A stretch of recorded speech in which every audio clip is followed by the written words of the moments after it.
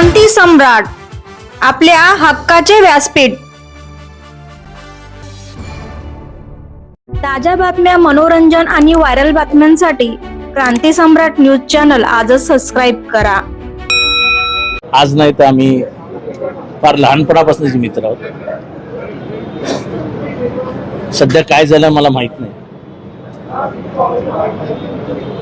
खरं तर उघडपणाने काही बोलायचं नसतं, पण मी आज उघडपणानेच बोलतो. म्हणजे चांगलं नाही, जरा थोडंसं शांत. तो आहे गरम डोक्याचा,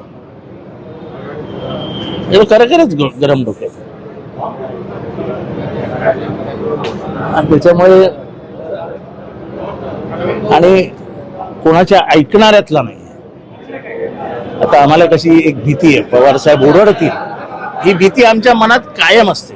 म्हणजे आपण काही चुकीचं बोललं आणि टीव्हीवर दिसलं तर आम्हाला खात्री आहे की 3-4 मिनिटाला पवार साहेबांचा फोन येणार, काय रे जितेंद्र. आणि ती भीती आमच्या मनात आई बापाच्या भीतीसारखी कायम असते. त्याच्यामुळे आम्ही आमच्या वर्तनात, बोलण्यात मर्यादा बाळगतो. प्रत्येकाला एक भीती असावी लागते. मला वाटतं तू कोणालाच घाबरत नाही, त्याला भीतीच नाही. आणि कधी त्रासही भोगलेला नाही कधी काही, कारण का वडील एवढे मोठे होते, आईचा आशीर्वाद, आई तिची मोठी होती, लाडात वाढलाय. त्याच्यामुळे मला एक मित्रत्वाचा सल्ला म्हणून त्याला मी सांगेन की बॉम्ब टाकीन, मारून टाकीन, वो जमाना नाही आहे भाई. ही वाक्य आपलं राजकारण संपवून टाकतील, एवढंच फक्त लक्षात ठेवू शकते. ही राजकारणातली भाषा. हे बघा, बीजेपी वाल्यांनी आता सांगू नये की राजकारणाचा स्तर घसरत चाललाय. हा घसरवला कोणी? वैयक्तिक हेवे दावे आणि वैयक्तिक द्वेष ह्याच्यावरती राजकारण केलं कोणी या देशामध्ये? आईसचा वापर कोणी केला? इन्कम टॅक्स, सीबीआय आणि ईडी चा वापर कोणी केला? या देशाला माहित तरी होतं का ईडी काय होतं 2014च्या अगोदर? तेव्हा बीजेपीने बाहेर येऊन संजय पाटील सांभाळा वगैरे बोलण्याचा अधिकार बीजेपीला नाही. हा, तो मित्र आहे म्हणून मी बोलतो, नाही तर मी तेही बोललो नसतो कधी आयुष्यात. पण ज्याच्याबरोबर आपण लहानपणापासून दिवस काढलेत आणि मला त्याचा स्वभाव माहिती आहे, आणि म्हणून मी इतकं उघडपणाने बोलतो. नाही तर मी कोणाबद्दलच कधी बोलत नाही. तुला तुझ्या हातात बॉम्ब आहे ना, जाऊन टाक, हिंमत आहे टाक. मी जर माझ्या म्हणजे मित्र नसता तर मी सांगितलं असतं न्यूक्लिअर, हायड्रोजन, कुठला बॉम्ब आहे न्यूक्लिअर. या गोष्टीमध्ये संजय राऊत यांनी सुद्धा त्यांना उचलवलं किंवा अशा स्वरूपाची भाष्य करणं, याच्यामुळे बघा, संजय राऊत महान आहेत, ते काय माझे मित्र नाहीत. संजय पाटील हा माझा मित्र, आणि माझा मित्र म्हणून मी त्याला नाकारत नाही. त्यांनी जे केलं ते चुकीचं केलं हेही मी म्हणेन. कारण त्याला तिकीट देण्यात, तिकीट मिळवण्यात, बाकीच्या त्याच्या प्रवासामध्ये अत्यंत योग्य पद्धतीने त्याला मित्र म्हणून आमदारकीपासून सगळीकडे मी साथ दिली आहे. त्याच्या पहिल्या तिकिटापासून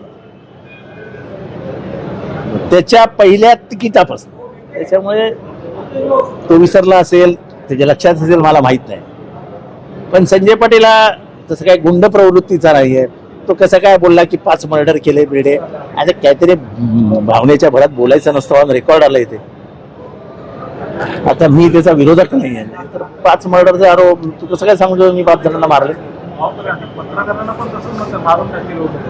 म्हणजे याचा अर्थ कुठेतरी मानसिक संतुलन बिघडलंय.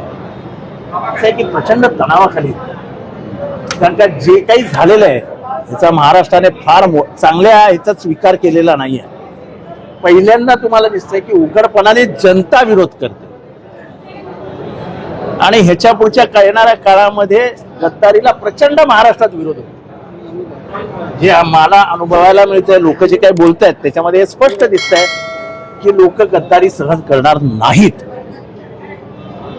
आणि त्याच्यातनं थोडंसं मत असं आहे की आपल्या बरोबरचीच माणसं आपल्यावर जेव्हा अंगावर यायला सुरुवात होते तेव्हा त्रास होतो. महायुतीमध्ये जाऊन मानसिक अवस्था बिघडली का? मानसिक अवस्था म्हणजे हे नाही, थोडासा एक मेंटल डिस्टर्बन्स येतो ना, माणूस स्ट्रेसमध्ये. पण हे त्याला म्हणजे संजयला काय नवीन नाही. पवार साहेबांनी त्या कुटुंबावरती मनापासून प्रेम केले. पवार साहेबांचं आणि संजयच्या आईचं अक्षरशः बहीण भावाचे संबंध. म्हणजे त्याची आई म्हणजे मनोरमा ताई, त्या भांडूपच्या नगरसेविका होत्या. तिचे वडील दिनावाम पाटील हे ज्येष्ठ कामगार नेते होते, काँग्रेसचे मोठे नेते होते. आणि त्याच्यामुळे मला आठवतं त्याच्या घरात त्याच्या एका भावाची हत्या झाल्यानंतर मी आणि पवारसाहेब त्याच्या घरी गेलो. म्हणजे अनेक वर्ष अनेक गोष्टींमध्ये मी आणि तो एकत्र राहिलेलो आहे. म्हणजे काय चालू आहे, काय बोलतोय, मी आज त्याला फोन करणार होतो की संजय जरा आता एक 15-20 दिवस कुठेतरी जाऊन ये आणि जरा माध्यमांपासून लांब राहा. आणि जो कधी माध्यमांशी बोललेलाच नाही त्याला माध्यम काय समजणार आहे.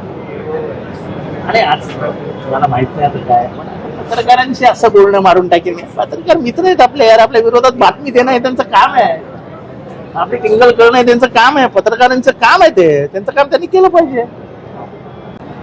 म्हणजे पत्रकार हे आपले शत्रू नाही, आपण जे बोलू ते दाखवून देतात आणि मग त्याच्यात आपण पकडले गेलो तर त्यांच्यावर काय राग काढायचा.